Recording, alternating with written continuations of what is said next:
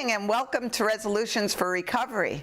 This show is dedicated to the education and empowerment for all those struggling with substance use disorder. So Thomas's Hope Foundation was actually born out of a tragedy of my family losing my 21-year-old son, Thomas. And we have now grown into quite the little grassroots organization, and we are providing peer recovery coaching for individuals struggling and especially their families. And my special guest today is my dear friend, Teri Kroll. Good morning. Good morning, Teri, who unfortunately also lost her son, Timmy.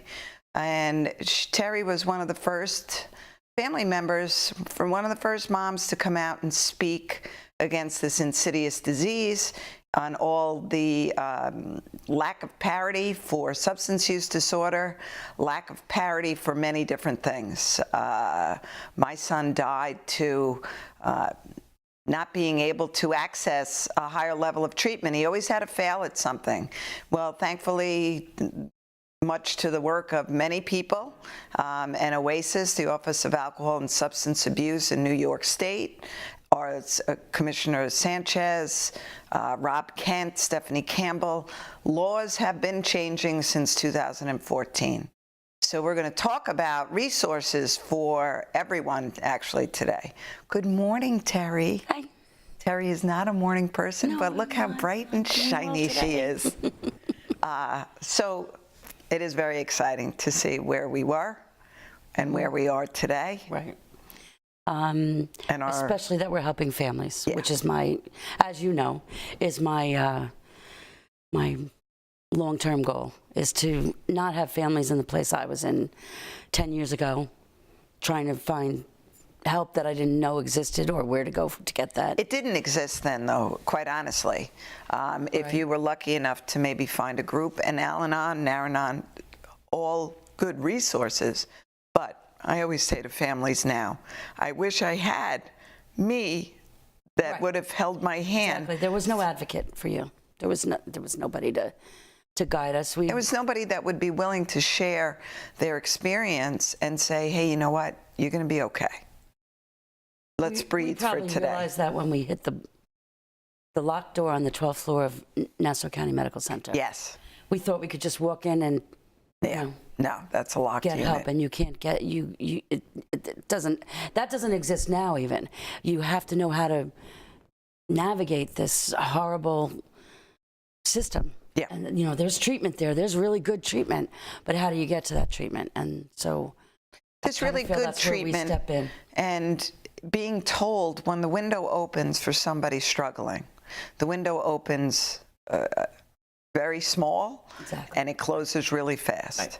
So if you go to do an intake with a facility and you're told, well, we don't have any beds, come back in 2 weeks or a week or even 2 days, it's... Well, we both know that doesn't exist. That time doesn't exist. The time doesn't exist. So one of three things is going to happen. They'll maintain some level of sobriety. They will go back out and use, and death is most definitely high on the list. Right. It's right there. And parents are scared. Of course they're scared. Parents are scared. Families are scared. Loved ones are scared. And it's just gratifying for me, and it's not all about me, but that I know I can help that family.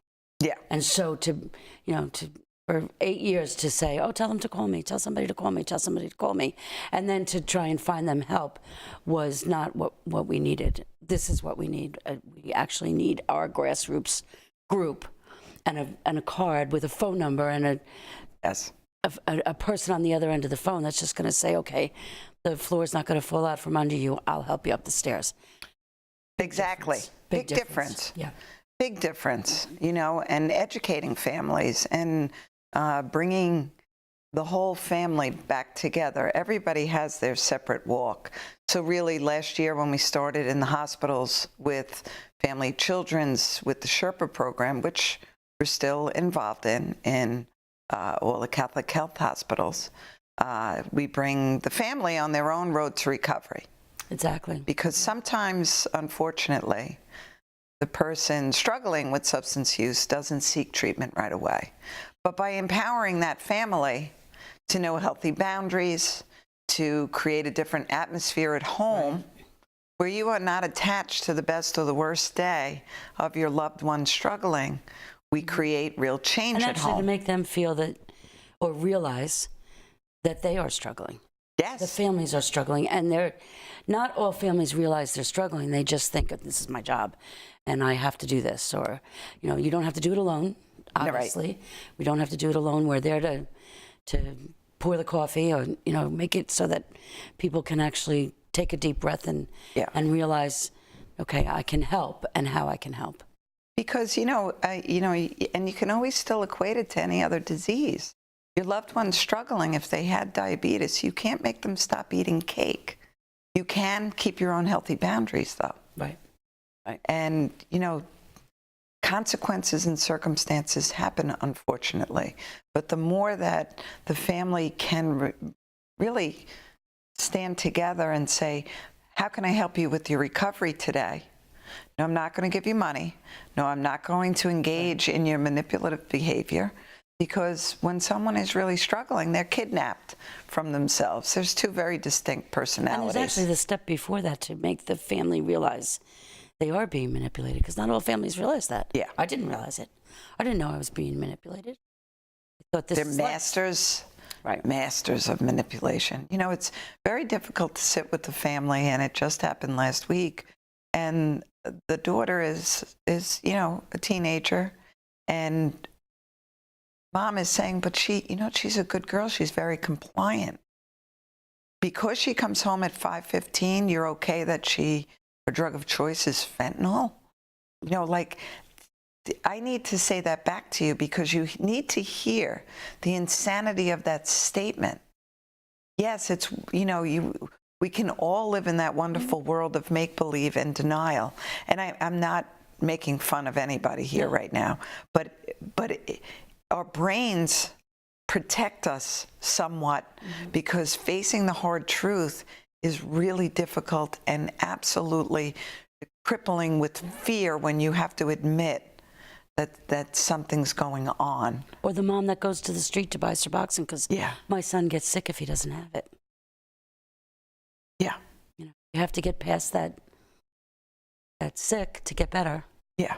And so how does that mom get to the point where she realizes, well, you don't always do that without some help. You don't always do that without some help. You still should not be, buying illicit drugs, because what parents seem to forget is a drug dealer on the corner really doesn't care whether your loved one lives or dies. Exactly. They do not have pure product. You have no concept of what you're buying.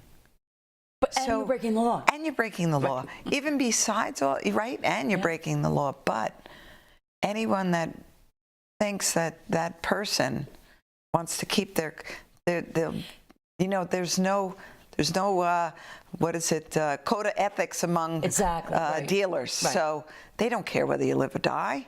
You might as well just be standing alongside them and be the criminal as well. But how do you explain that to the parent? How do you explain, take yourself away from this, look from the outside in, and realize what you really want for your child or your loved one? What you really want for them is health. Well, health is not at the corner. Right. Health is at a treatment center, or, and that's where Thomas's hope is. We'll take you to the right help. We'll take you from the corner to get you help, and we will find you help. Yeah. Suboxone or medicine-assisted treatment, and that's. There's a place and a time for that, but it's not buying on the street. The other thing is, if someone seeks to use medicine-assisted treatment, the ED departments are supposed to be prescribing that for 3 days to keep while somebody bridges that into intensive outpatient or into inpatient treatment. There is supposed to be a way to obtain a legal prescription, and we're still working on that, because although you and I know that, though, right, and we have to share that information with everybody. So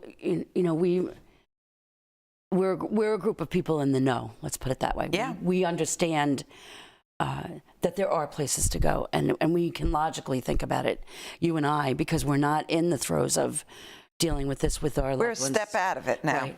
And we've been there, we understand. It's just so gratifying to know that I could just take somebody by the hand and say, you're going to be okay. Right. We're going to help you through this, and we're going to show you the right way. Or we're going to take you to the person that can show you the right way. If I had that 10 years ago. I know. Well, we don't know we can't I don't look at backwards. the death of my Right. son. I don't think I could have changed events. Correct. But I could have breathed easier. My family could have breathed easier. The stress that my family was under without having an advocate or a person to help us is inexplicable.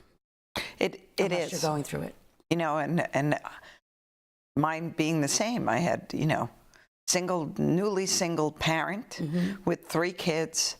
My daughter had a baby at 19, so we had a lot going on, and having to support a household because it was me. Yeah, you still have to go to work. You still have to go to work. You still have to the electric company doesn't want to all the activities of daily living, and nobody cares what you're going through. Yeah. And changing the community norms so that, my community, Thomas was the All-American boy. I was the religion teacher. All of these things, very community-minded, civic-minded. And when people found out that Thomas was using drugs, then we were the pariahs of the community. Mm-hmm. And that we need to change. Yeah. Because, again, I say it all the time, if he had been afflicted with cancer, I would have had spaghetti dinners coming out of my butt. Right. But because he was stricken with substance use, we don't help Linda, because, Linda doesn't need help with the other 2 kids, driving them from place to place. Linda doesn't need help with, that's just wrong. Right. Exactly. This is, your neighbors, because you're neighbors, and your community, it doesn't matter what the circumstances are. We are slowly evolving to that. We are. Community that understands. There's a lot of organizations out there like Kim Lauby who speaks to students, and then students learn to go home and speak to other students about it, and then hopefully they bring that home to the dinner table. We have to hit it from all angles. Right. So we have to, as they say, kill the dragon in the egg. Well, you and I are both on the same wavelength when we say it starts in the pediatrician's office. Yes. Pediatricians need to speak about this matter-of-factly. Oh, your child grew an inch this month, and oh, your child's eating this and drinking that, and how's your child feeling? Do we talk about mental health at 2 and 3 years old? So that needs to be part of the conversation. I think part of the conversation even before that, and I can recall just from my own children, when you are doing a family health history, is substance use part of your family? And that really does, because there is an inherent tendency, right, for everyone to be, we don't know why the switch goes on. You're right, because when I fill out my medical information, they ask, do I drink? Do I use drugs? But they never ask me about my children. But did your parents, did your grandparents, did your siblings? Because there is a link that needs to come back, and it's the expert screening.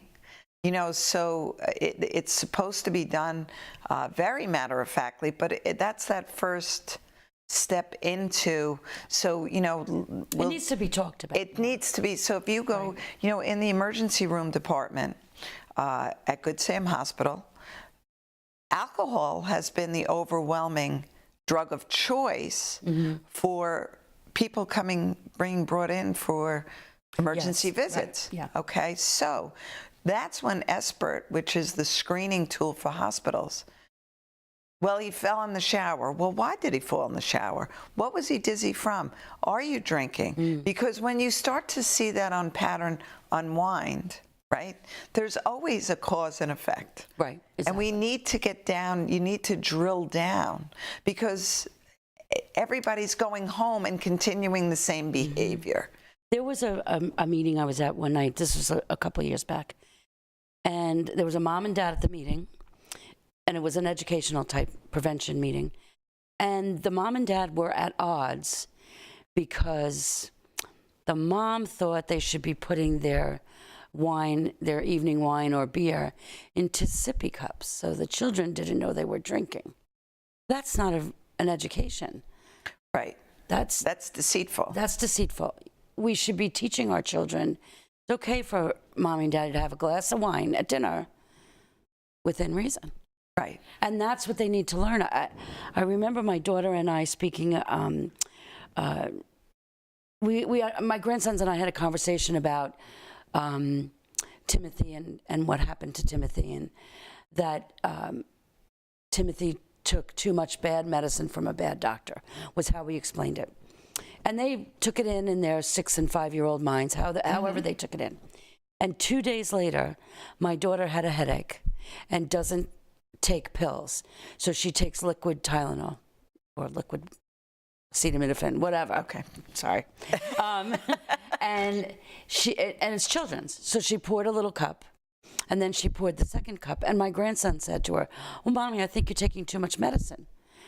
And awareness. Exactly. My daughter called me and said, maybe we shouldn't have said that. I said, no, maybe we should have, because now he's actually watching you, and you had a conversation with him about safe dosages. Yeah. That your doctor said it's okay to take this, what you're taking it for, and the fact that he can talk about it. That you didn't just say, oh, never mind what mommy's doing. Exactly. It needs to be a conversation, so that if there's a situation where children come home from school and mommy and daddy are passed out on the living room floor, it's okay to talk to grandma about it. Yeah. Because it has to be open conversation. Yes. Just like if mommy has a fever and you talk about a fever, we have to talk about this. It is as matter of fact as that. Exactly. You know, and it's interesting because younger parents will say, well, what age is too young? You know, we don't talk about, you never need to talk about drug and alcohol use.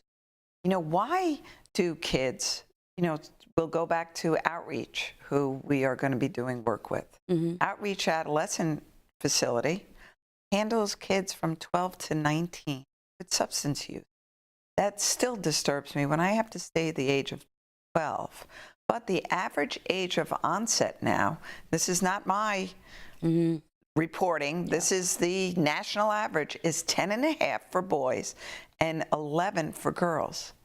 What the hell are we doing with our kids that they need to escape? They're not using drugs and alcohol for anything other than to escape from their reality or as a means to help them cope with whatever is going on in life. Exactly. So what is their reality? What is their reality? So when we talk about parents, how do you come home?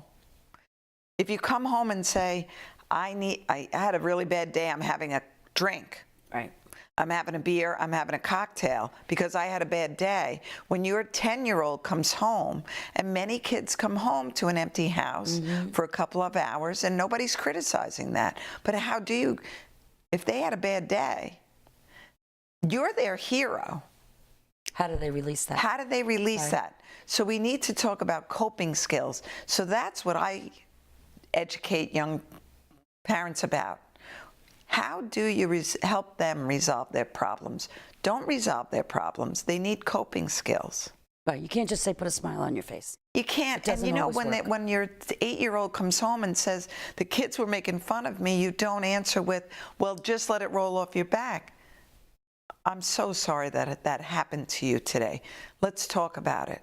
How can we make tomorrow different than today? What can I help you with? Find out what's going on when your child's not with you. Right, but how many we times can't fix you. I would, you know, so again, the helicopter parenting has to stop. Yeah, but how many times does the teacher say, I'm not seeing the parents I need to see?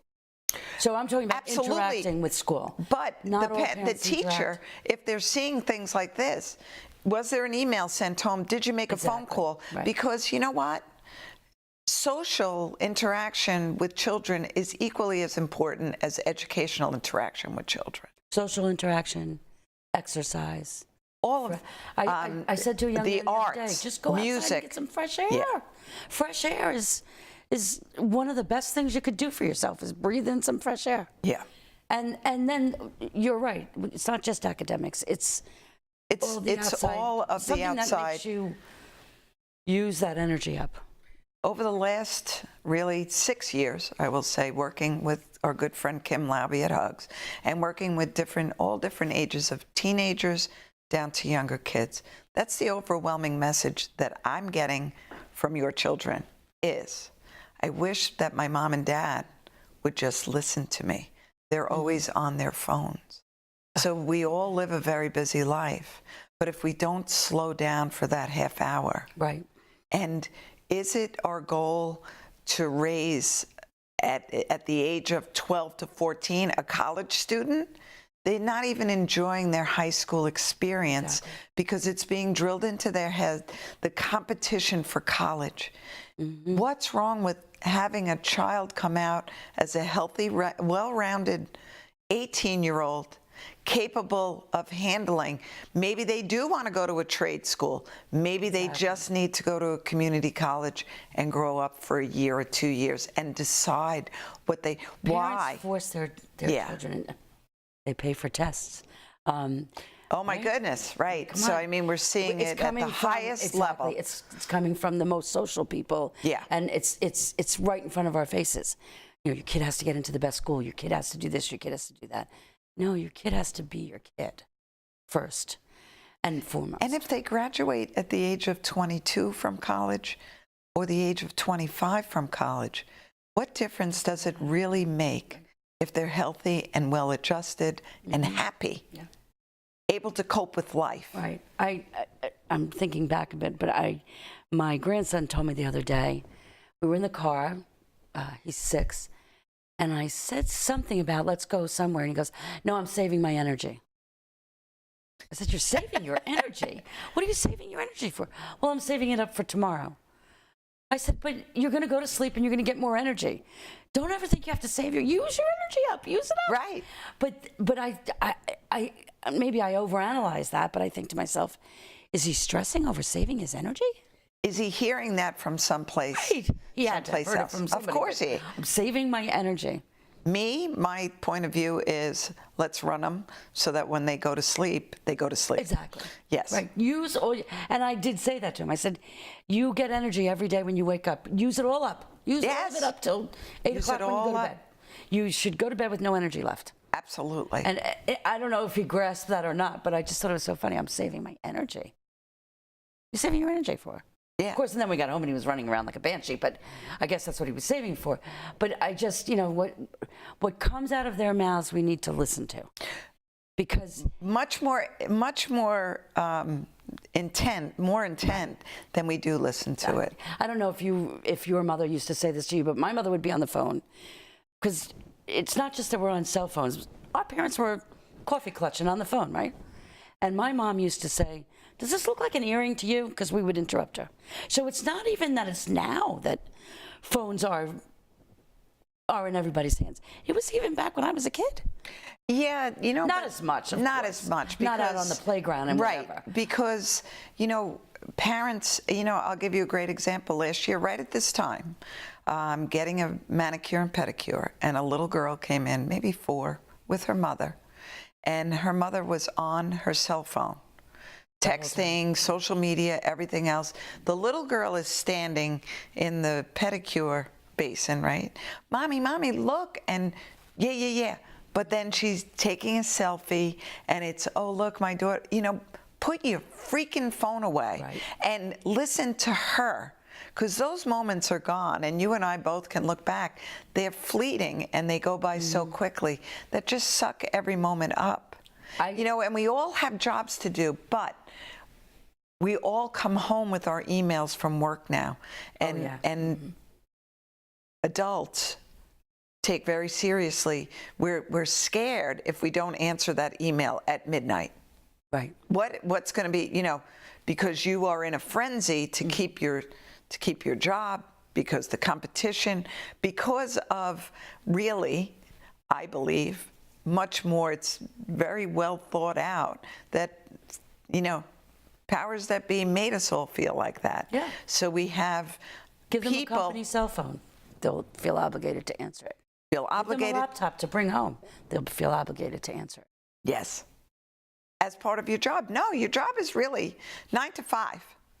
And you don't get to intrude, you know, and it's Right. nice when, you know, and it took me a while to say, I don't care who texts me on the weekend. If it has to do with work and no one is in a crisis, I'm not answering you. Right. Because I'm entitled. Not there yet, but Yeah, because if you don't take a step back, we have to be our own police dogs, right? yes, I agree. But we do have to be our own police dogs because of the way social media is. And Yes. because of the electronic intrusion in our lives.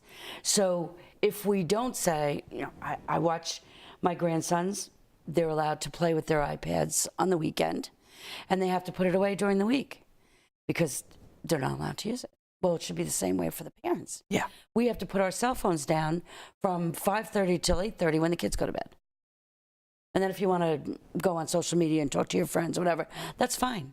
But when your children need attention, and that's the time of day when we get to sit down and talk about your day. Yeah. You know, I remember sitting around a friend of mine's dinner table when I was a kid, and the dad said, okay, what do you want to talk about? And one of his kids said, oh, let's talk about squirrels. So that was a joke in my family. Oh, what do you want to talk about? Oh, we'll talk about squirrels. But you know what? We did stop our day and talk around the dinner table. That's a lost art now, Yeah. unfortunately. So many parents, you know, you're running with sports, you're running with this, you're running with a lot of things. I'm also you a play financial high-low. advisor, right? So I say to parents, if you can't afford 3 dance classes a week, then you don't go to 3 dance classes a week. Right. Because you're making yourself crazy to earn more money, to do this, to do, for what? 2 dance classes and a day And a at the sport. park. Right, Or 2 dance classes and we sit and watch a movie together. right. Or, you know, I mean, the Hold that togetherness thought. is so different. We're going to be right back after this message. You want to?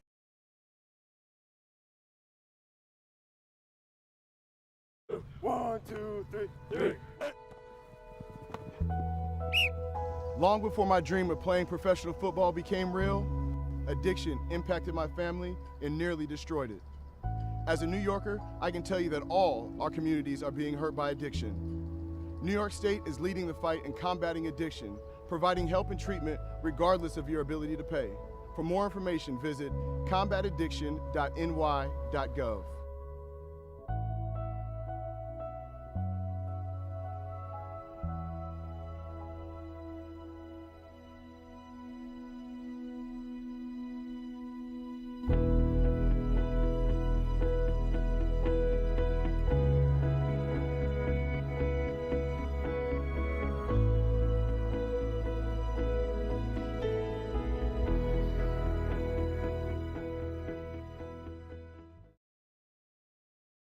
Growing up as a young kid when addiction was around was tough. You know, it was, you know, at the time, you know, I felt like it was unfair. I had to grow up quick. You know, at the age of 11, my father left the house after, you know, a couple months after I found drug paraphernalia in their nightstand. You know, and it was a tough reality to face as a young kid. And, you know, there were good days and bad days, but there were a lot of bad ones. You know, after my father left, you know, we got kicked out of homes. You know, there were people in and out of my house, and I didn't understand, you know, why did this happen to me? You know, why did addiction have to be, why did my parents have to be addicted to drugs? Yeah, going through recovery it was a long road. You know, when I was a senior in high school, my mother went away to prison. You know, I had to go through my college recruiting by myself. I had to go off to college. You know, my friends' parents took me to college. And so it was tough going through those times. But when my mom decided that she wanted to change her life, she wanted to get help. You know, my mom got sober in prison. She got out of prison and gave up drugs and regained her relationship with God. My mother works for the church now, and we have a great relationship. I tell her every time I talk to her how proud I am of her and what she's accomplished. You know, she's a tough woman. She's been through a lot, but the things that she's done after prison have been amazing. You know, I'm so proud of her. She got her associate's degree. We have a great relationship. She's a great grandmother to my nieces and nephews, to my children. She's always there for me when I need to talk to her, and we have a great relationship. For a while, it looked like, you know, when you're in it, when you were in the addiction part of it, I never thought my mom would be the same. But there is a light at the end of the tunnel. You can change your life, you can get help, and you can have a better life and regain those relationships and have a positive effect on those people around you. You know, I look at, you know, when I go through tough times in my life, I ask myself, what would my mom do? Because my mom has been through, you know, I always say my mom has been to hell and back, and she's doing great, and I'm thankful for it, and I'm proud of her. My father as well. You know, I didn't have the best relationship with my father. When he left the house when I was 11, he left us with no car. I didn't speak to him for 3 years, and that was probably the toughest time of my life. But we gained that relationship back. My father's been clean for 3 years. His health is doing better. He's trying to be a better grandfather, trying to be a better father. And, you know, I forgive him. And our relationship is, you know, we're back communicating, and I love it, you know. I tell him I'm proud of him as well, because it's a tough circumstance. You know, it's easy to look at someone who's in addiction and blame them, and blame them for the choices they make. But it's the drugs, it's the alcohol that have a hold of them. And it's not, they don't want to be in that position. You have to understand that. They don't want to be making these decisions. They don't want to put these people in jeopardy. They want to get help. But once they decide to get help and to do something about it, there's great things that can happen at the end. Yeah, recovery is possible, and it happens to a lot of people. You know, you'd be surprised at how many people are in recovery right now that went out and got help. People out there that want to help you if you're in recovery. You know, there are people all over who you have no idea went through, they've been affected by it. You know, whether it's a family member, a friend, themselves personally, if they went through addiction. There are a lot of people that are going through issues that you've been through. So don't be afraid to ask for help. There are a lot of resources out there that can help you and get you the right treatment and to get you back on the road to recovery.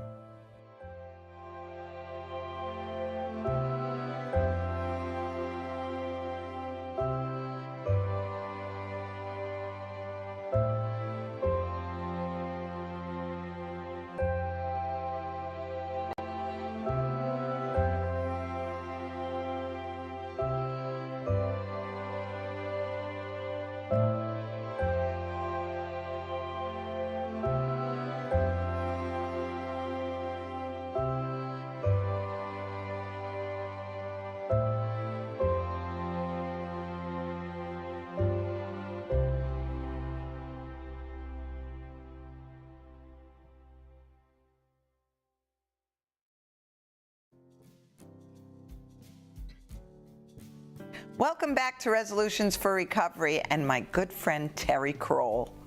So let's talk about what we've set up for people now. We have so many good We do. programs So we coming up. have relapse prevention workshops, which is a 6 to 8 week, depending on really how many questions people have Right. during the workshop. Family. And identified person, so you exactly. both can go. Be educated on substance use and recognizing that relapse is not a one-time event. So it's not like, oh, I was in recovery for 9 months and then I relapsed. It is a series of events. It's a series of thinking that goes awry, a series of not Things that doing can your happen. work. Right. You know, you don't step in and out of recovery. If you work your recovery will work. Right. So that's always being so mindful I like of the fact that meetings. that program Yes. is not, it's not mandatory that the whole family No. be there, or your friends, or you know, whoever your working group is. You can come on your own as the recovery person in recovery. You can come on your own as a loved one of a person in recovery, and still learn and bring it Of a home. loved one still struggling. Right. We certainly wouldn't turn away No. someone who is struggling still, It's a who's on the support group. fence. It's just come and be educated. Yeah. We're not drug testing you. We're not doing anything for you. But if Open you doors. decide that you need treatment at that point in time, then we can hook you, we can connect you Immediately. And the connect is a good word because it keeps you connected to our organization that is always available to help you. Yes. We don't close the door to anybody. We try and help everybody, and we don't let go. I mean, we say that all the time. You're ours. We don't let go. Well, Pammy DiLorenzo and I, that's what we tell. You're in the recovery mafia now. Exactly. So we're Italian, and we don't. If you watch The Godfather, once you're in, You're in. you Right. don't get out. Yeah.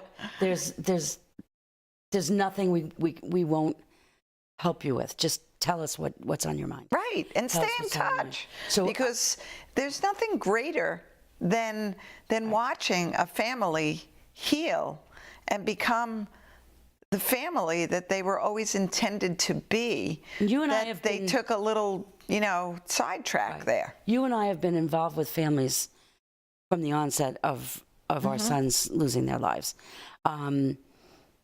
And for me, it's part of my own recovery, and it's cathartic for me to be able to just hug a mom and let them know we're there for them.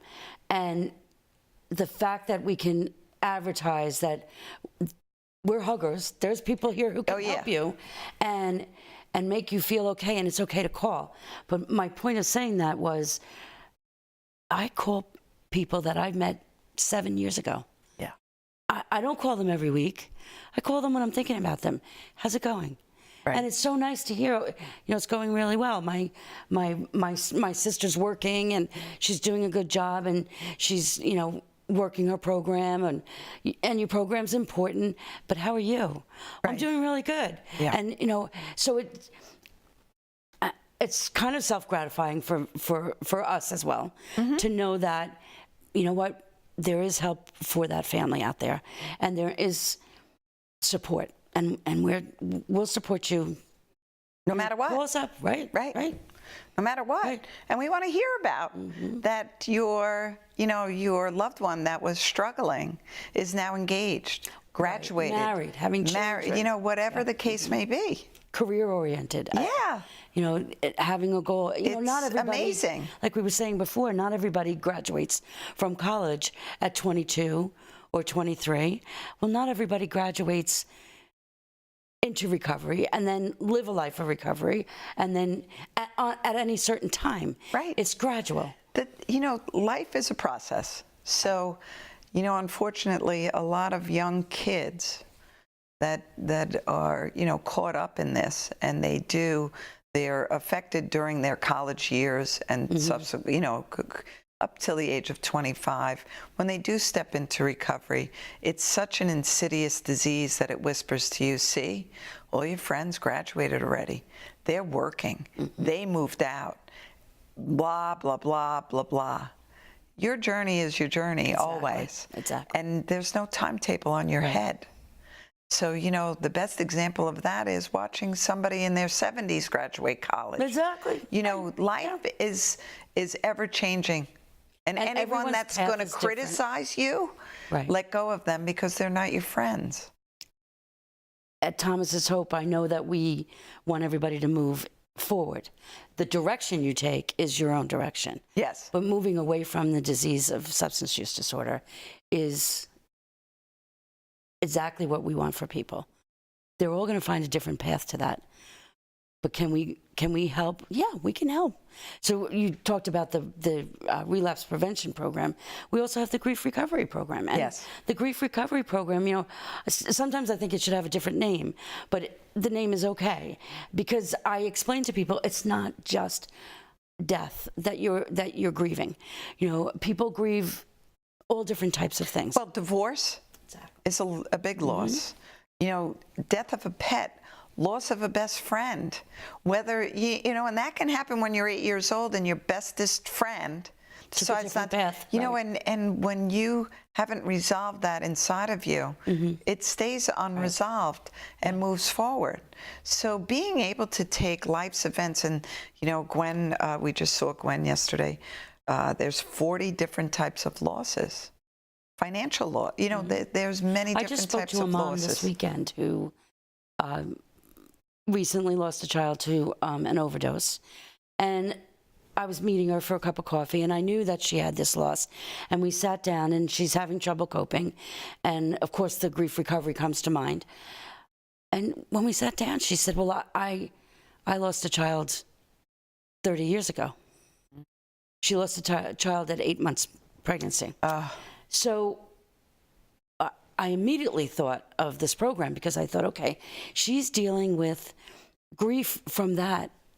Absolutely. In the 30 years ago.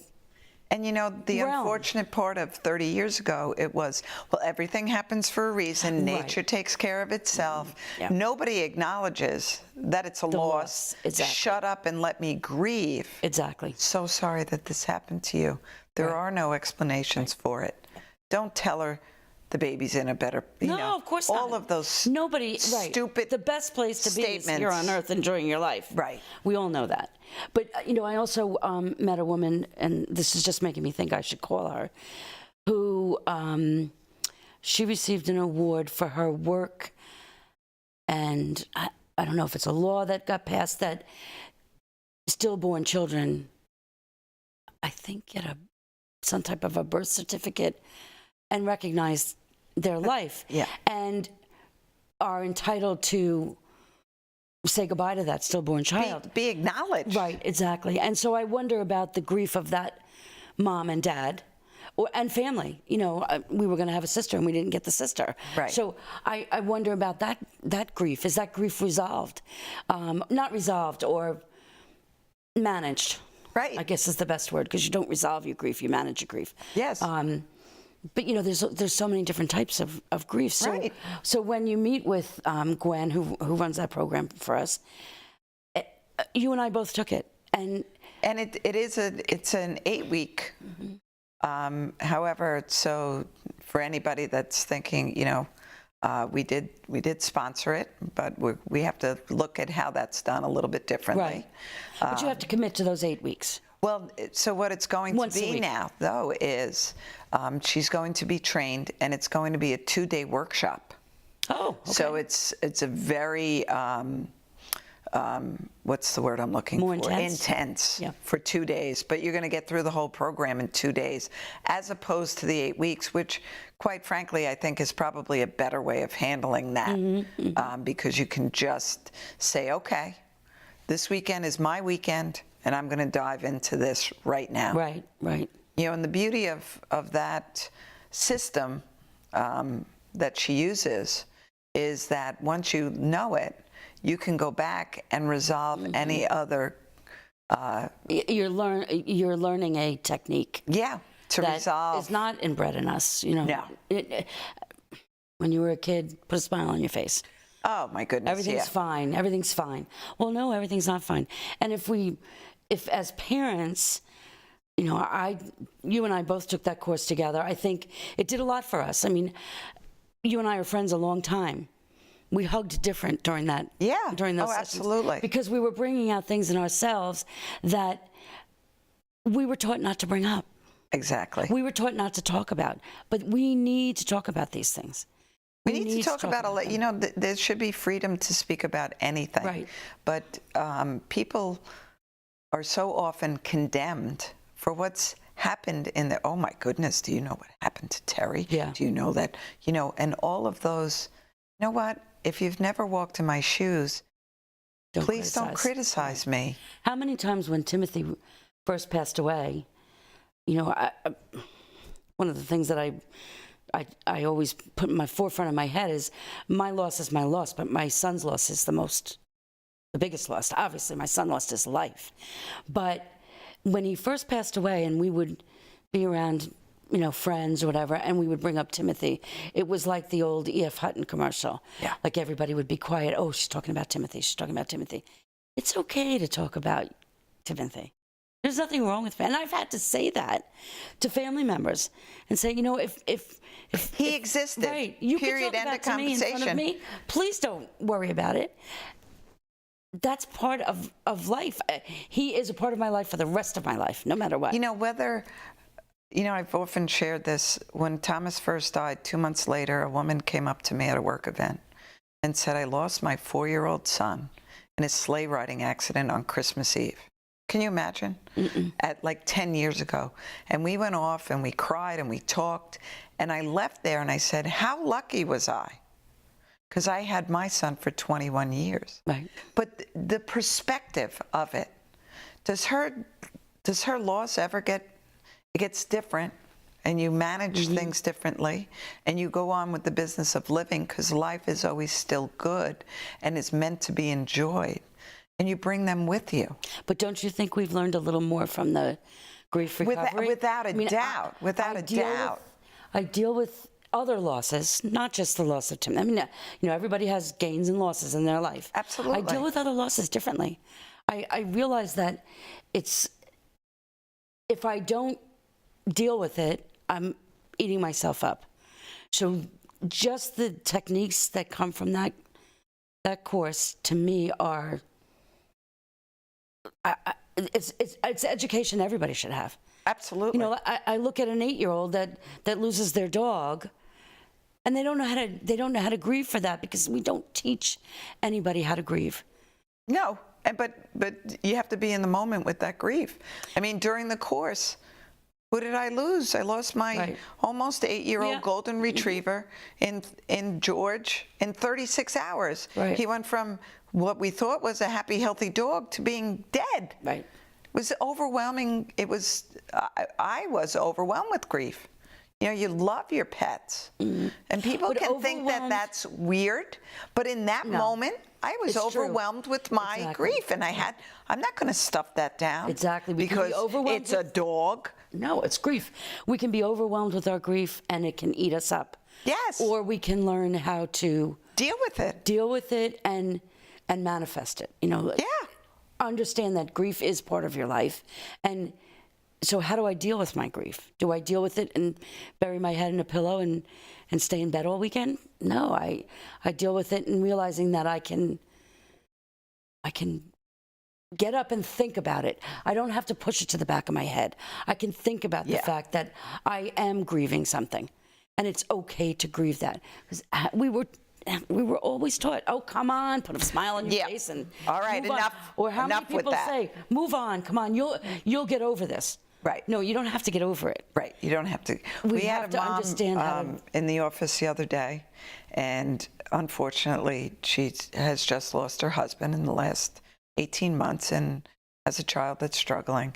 And she started to cry, and I went to give her a hug, and I said out loud to her, I go, if Gwen was here, who does our grief support, she would say, I'm not allowed to hug you, but I'm going to hug you anyway, because I don't want you to stop grieving, but I need to hug you. Right. And, you know, we can make a joke of that, because she will go through that program, and I'm going to make sure that that's available for her.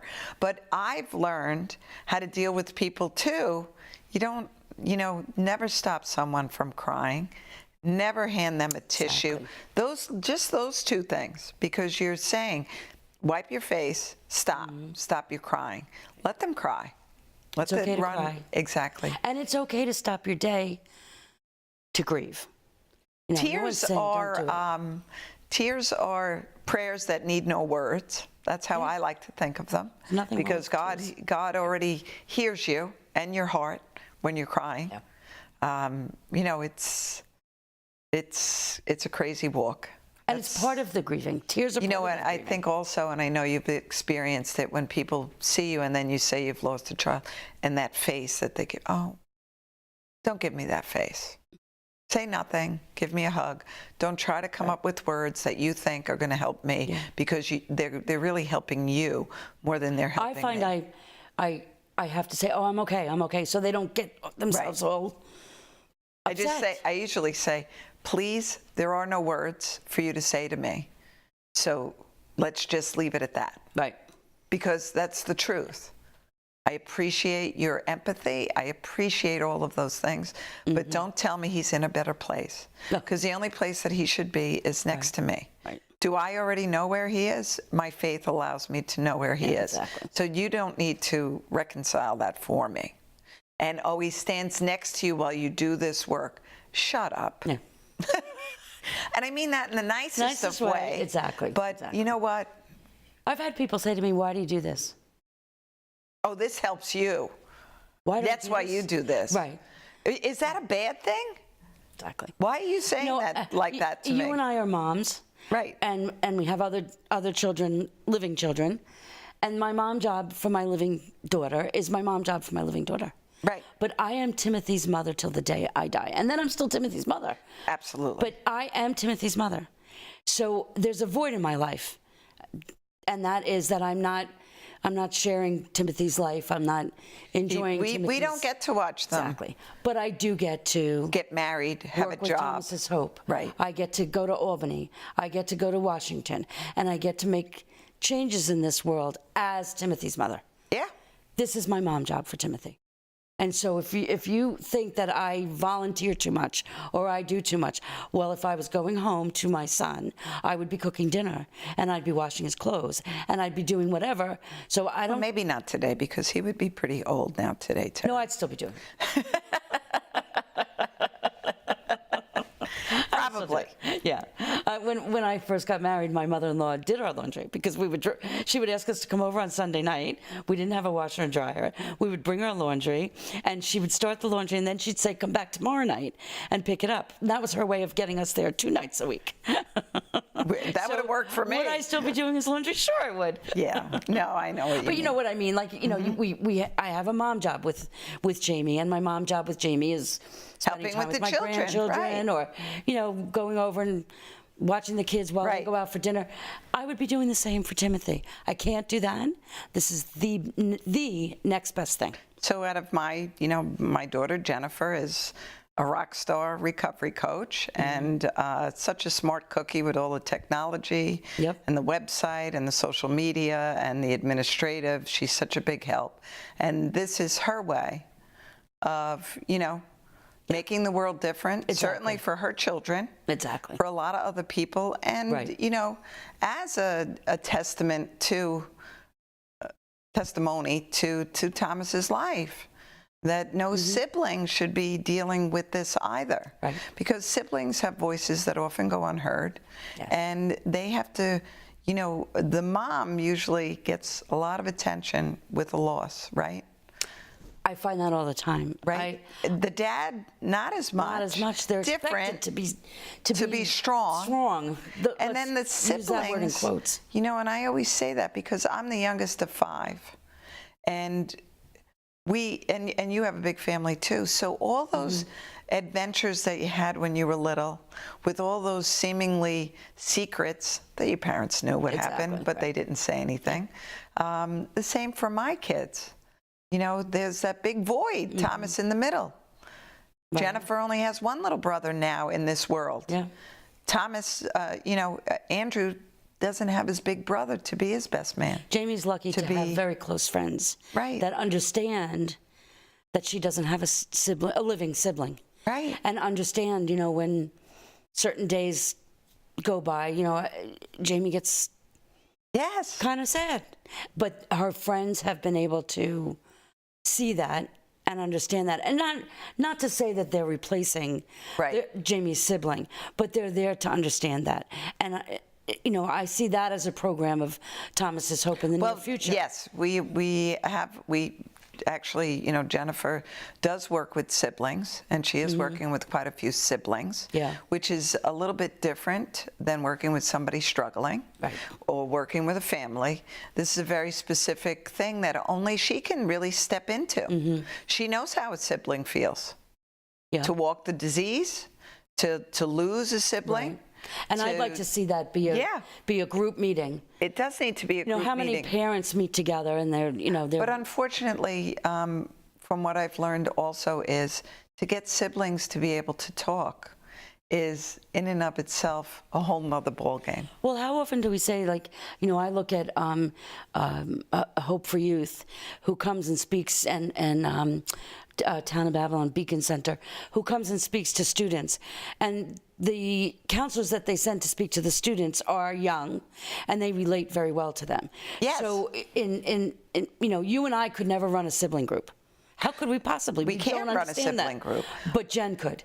Jen could run a sibling group. Siblings need to, and it would open up the communication, because I can say to you, what we miss about our sons. For Jen and Jamie to sit together and say what they miss about their brothers, I would never even think I could understand. I just start to think of, wow, if one of my brothers wasn't here, what would that feel like? Right. My brother like passed that. away at a young age. He was 37. And So you do? I do know that loss. I understand that loss. His loss was over an illness for some time. So is Timothy's, really. So is Thomas's. It's an illness for some time. But people don't see that way all the time. You could. Thank you so much, Teri, for joining us today. Thanks for having me. The number is up for Thomas's Hope. That number is a 24-hour. Somebody will pick it up or get back to you right away in the morning. We're here for you, whatever you need. You need treatment, you need recovery, you need support. We got you. Have a great day.